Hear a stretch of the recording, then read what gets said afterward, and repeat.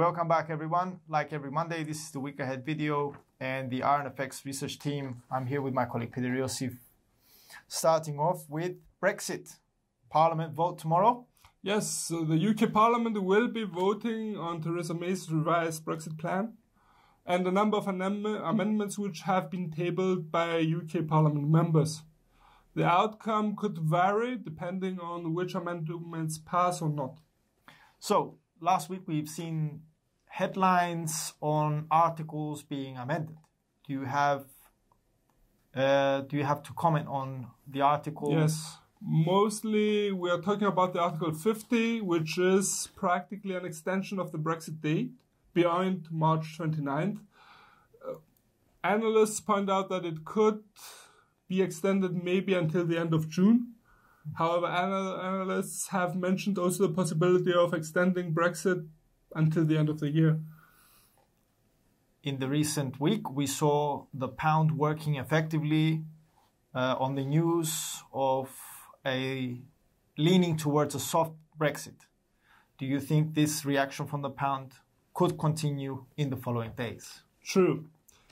Up until now, for the past week, more or less, the UK pound has risen against most of its counterparts, as Brexit headlines have been towards a more agreed Brexit, and UK Parliament members seem to be leaning towards that side.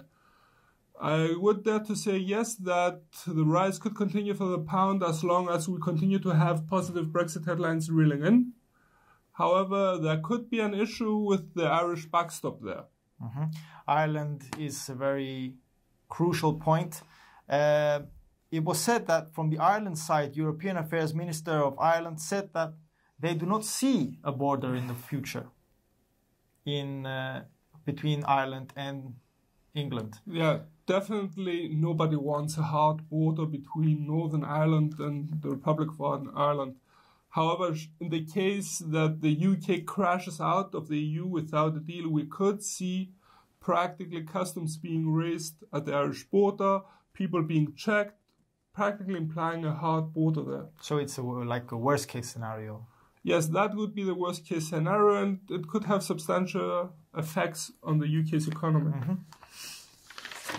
However, leaving a little bit Brexit by side, what's up in the US? Yes, US Wednesday, FOMC meeting. Fed is forecasted to remain on hold, but Jay Powell's accompanying statement is what we are interested in. And we could see the statement being cautious. We could see Jay Powell changing his wording from gradual rate hikes to a wait-and-see position. And a wait-and-see position could be considered as dovish. Overall, the market leans towards a dovish sentiment. We have analysts saying that the US economy has reached a peak in the previous months, and we are seeing a slowdown, could be a potential slowdown. We might see Jay Powell commenting on this slowdown, or global slowdown he might be commenting on. And it could be also an uncertain outlook, it is said. Continuing with the US, Friday. NFP. Yeah, on Friday we are getting the US employment report for January. Now, the average earnings growth rate is expected to remain unchanged at plus 3.2% year on year. The unemployment rate is also expected to remain unchanged at 3.9% if compared to December's reading. It's also expected, though, that the NFP figure is going to drop substantially to 160k compared to December's reading of 312k, which could be blurring more or less the picture of a tight US labor market. We saw a very strong employment report, US employment report in December. Do you think it could be as strong in January? I would dare to say that November and December readings were strong, especially the December reading was strong due to the Christmas effect. However, in January, we expect that that effect will slowly fade out. So we could see a correction downwards there. The question remains whether on which scale the correction will be. If it's a sharp drop, we could see the US dollar weakening. The US dollar weakening, I want us to stay there for a minute. And we've seen this US dollar weakening since last week. Do you think the market is positioning itself for a further weakening of the dollar?